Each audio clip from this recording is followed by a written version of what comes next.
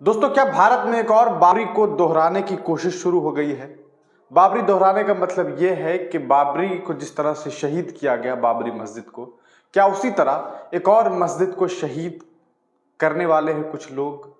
क्योंकि ताजा मामला सामने आया है दोस्तों, इलाहाबाद हाई कोर्ट ने एक फैसला सुनाया है और उस फैसले के मुताबिक आपको बता दें, ये बात कही गई है कि मथुरा के अंदर जो शाही ईदगाह मस्जिद है उसके नीचे ये दावा किया गया है हिंदू पक्ष की तरफ से कि ईदगाह शाही मस्जिद के अंदर जो है वो श्री कृष्ण जो भगवान हैं, हिंदू धर्म के मानने वाले लोग जिन्हें ईश्वर मानते हैं, उनका ये मानना है कि उनका बर्थ पैलेस वही है जहां पर ये मस्जिद है। अब इन लोगों ने जो है कोर्ट में इसको लेकर के मामला दर्ज किए थे और मुस्लिम पक्ष भी इसको लेकर के लड़ाई लड़ रहा था। अभी इस पूरे मामले को लेकर के 9 जनवरी को सुप्रीम कोर्ट में सुनवाई होनी थी, लेकिन उससे पहले हाई कोर्ट से यह ऑर्डर ले लिया गया है कि एक बार सर्वे फिर से करवाई जाए, एक बार सर्वे करवाई जाए। और सर्वे किस चीज के लिए कि अब ईदगाह के मस्जिद के कॉम्प्लेक्स का जो है शाही ईदगाह मस्जिद कॉम्प्लेक्स का सर्वे करवाया जाएगा और सर्वे में अगर ये चीज जानकारी प्राप्त होती है कि यहाँ पर किसी भी तरह से वहां पर जो है वो पुरानी कोई ऐसी चीज मिलती है या कोई ऐसा कहा जा सकता है प्रूफ मिलता है जिसके आधार पर यह बात साबित हो जाती है कि वहां पर कोई मंदिर थी, तो इसका मतलब ये होता है कि एक दफा फिर एक और मस्जिद को शहीद कर दिया जाएगा और वहां पर एक मंदिर की तामीर की जाएगी। लेकिन सवाल ये उठता है दोस्तों कि क्या भारत अपने संविधान को मानने से इनकार करता है? क्या भारत में जो न्याय व्यवस्था है, क्या वो अपने ही न्याय व्यवस्था के आधार को सही नहीं मानता है? याद कीजिए वॉरशिप एक्ट को, प्लेस ऑफ वॉरशिप एक्ट जो 1991 में बनाया गया, उसके तहत ये फैसला लिया गया था दोस्तों कि सन 15 अगस्त 1947 के बाद से पहले जो भी, चाहे वो मस्जिद हो, मंदिर हो, जिस जगह पर भी है वो वही माना जाएगा। मतलब ये कि इस आधार पे तो भारत में जो बाबरी मस्जिद जहां पर थी वो मस्जिद भी बिल्कुल लीगली सही थी, लेकिन उसे आस्था के नाम पर जोड़ तोड़ करके सियासी लोगों ने अपनी सियासी साख को बचाने के लिए और सियासी साख बनाने के लिए एक ऐसे फैसले को जो है सुप्रीम कोर्ट से एक ऐसे फैसले को कहा जा सकता है कि एक ऐसा फैसला करवाया गया और एक ऐसा फैसला आया इलाहाबाद हाई कोर्ट की तरफ से, जिसके बाद ये बात साबित हो गई कि भारत के संविधान के आधार पर जो कानून बनाए गए उसको ही सही तरीके से नहीं माना गया।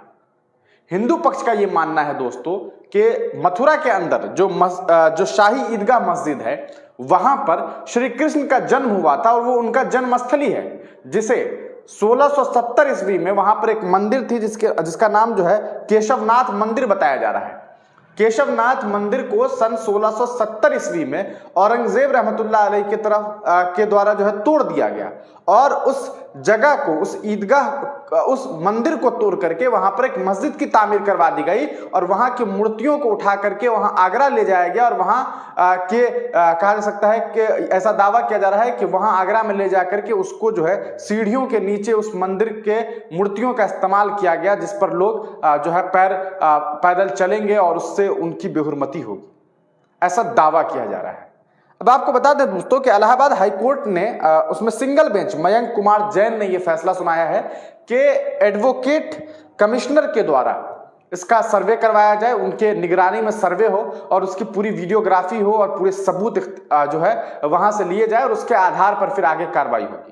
लेकिन सवाल ये उठता है कि सन 1968 में जो ईदगाह ट्रस्ट के द्वारा और वहां पर जो श्री कृष्ण ट्रस्ट था, मंदिर का जो ट्रस्ट था, उन दोनों के बीच में एक समझौता हुआ था, म्यूचुअल अंडरस्टैंडिंग हुई थी, जिसमें यह बात साफ हो गई थी कि ये जगह जहां पर ईदगाह है वो मुस्लिम पक्ष का है और जो मंदिर का जो स्थान है, क्योंकि वहीं पर एक मंदिर भी है, तो वो जो मंदिर का स्थान है वो मंदिर का स्थान है।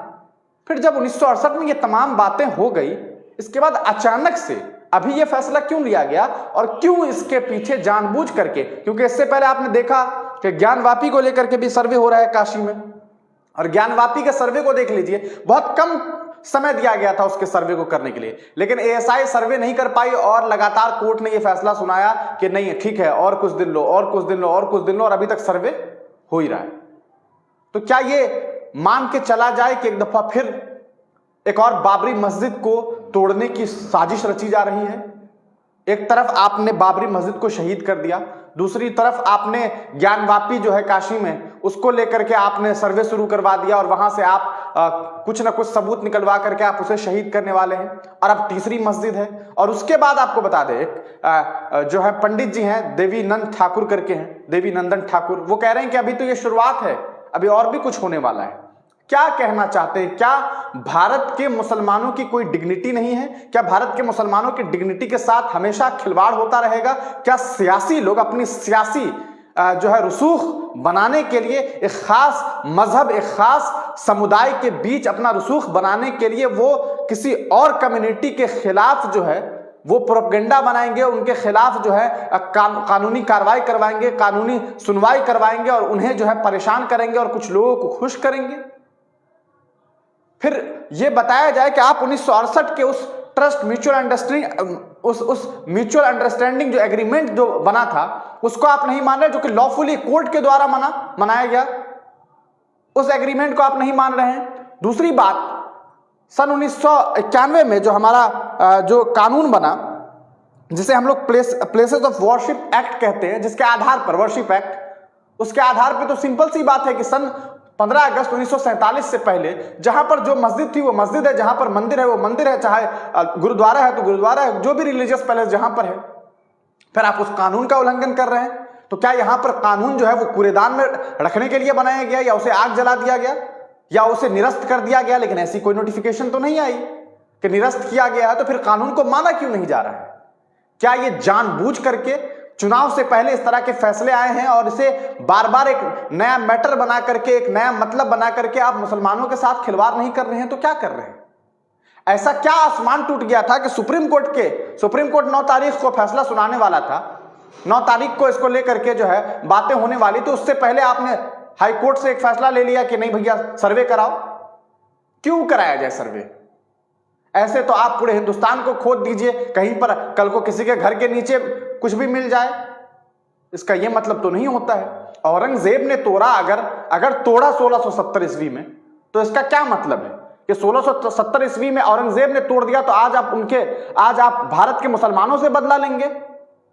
भारत के मुसलमानों का उनसे तो जवाबदेही नहीं है। वो उनके यहां तो कहा जा सकता है कि उनकी आर्मी के तो लोग नहीं है यहां पर, ये इंडियन मुस्लिम है, उनका हक है, वो उनकी सरजमीन है। फिर आप उस पर क्यों हिस्सेदारी और टुकड़ा कर रहे हैं? उसको, जिसकी जो सरजमीन थी, जिसके हिस्से में जो आया, आप उसके हिस्से में क्यों नहीं रहने दे रहे हैं? ये क्या है? ये सिर्फ और सिर्फ सियासत है। और इस सियासत के बिना पर ये लोग जो हैं, इस धर्म के सियासत के बिना पर ये लोग चुनाव जीतते हैं और यही किया जा रहा है। आपको बता दें दोस्तों कि आस्था के नाम पर कोर्ट का फैसला आया। क्या आस्था के नाम पे कोर्ट का फैसला आना चाहिए था? कुछ लोग कहेंगे कि आप कोर्ट के फैसले को नहीं मानते हैं। देखिए, कोर्ट के फैसले को शांतिपूर्ण तरीके से नहीं मानना हमारा अधिकार है। हम आज भी ये मानते हैं कि बाबरी मस्जिद को शहीद किया गया, वहां पर बाबरी मस्जिद को शहीद नहीं किया जाना चाहिए। हम कोर्ट के उस फैसले से इनकार करते हैं, हम जो है उसका विरोध करते हैं कि भाई हम नहीं मानते हैं, क्योंकि वो शहीद किया गया तो किया गया, आपने जबरदस्ती शहीद किया। याद कीजिए, अगर 1992 में जबरदस्ती कार सेवकों के द्वारा गुंडाई आतंकी तरीके से, आतंकवादियों के तरह से अगर मस्जिद पर हमला नहीं किया जाता, तो क्या आपको लगता है कि ऐसा कोई फैसला आता? ये जानबूझ करके इस तरह के फैसले लिए गए। और आज फिर आप एक नई मस्जिद को तोड़वाना चाहते हैं और वहां पर आप ये कह रहे हैं कि हमारे श्री कृष्ण वहां पर जन्म लिए, जब वो जन्मस्थली है। 1967 में ये बात आपको याद नहीं थी, मालूमात नहीं था, जब आपने जो है दोनों पक्ष ने मिलकर के एग्रीमेंट जो है साइन किया और एग्रीमेंट बाज़ाब्ते कोर्ट से आपने उस फैसले पर जो है वो सहमति जताई। और उस वक्त तो आपने लैंड का बंटवारा किया और तरह तरह के फैसले हुए थे, जिसके आप स्क्रीनशॉट आप देख सकते हैं स्क्रीन पर ही, पूरा का पूरा एग्रीमेंट है। फिर ऐसा क्यों हुआ? आपको बता दें दोस्तों कि इस पूरे मामले के बाद AIMM पार्टी के जो प्रमुख है असदुद्दीन ओवैसी, उन्होंने भी यही बात कही है कि क्या आप भूल गए कि 12 अक्टूबर 1968 के दिन, 12 अक्टूबर 1968, 12 अक्टूबर या गालिबन 12 दिसंबर 1968 ये फैसला लिया गया था, एग्रीमेंट साइन हुआ था ईदगाह ट्रस्ट और श्री कृष्ण सेवा संघ के बीच। फिर उस फैसले से आपने इनकार कैसे कर दिया? क्या आपको नहीं लगता है कि भारत जिसे बहुत आगे जाना था वो सिर्फ और सिर्फ धर्म की राजनीति में फंसा हुआ है और यहाँ के नेता उसे फंसा करके रखे हुए हैं ताकि उनकी राजनीतिक रोटी सिकती रहे और आराम से वो मजे से चुनाव जीतते रहें और लोगों को धर्म के नाम पे, धर्म के अफीम के नाम पर जो है उन्हें लड़ाते रहें और अपनी राजनीति की रोटी सेकते रहें।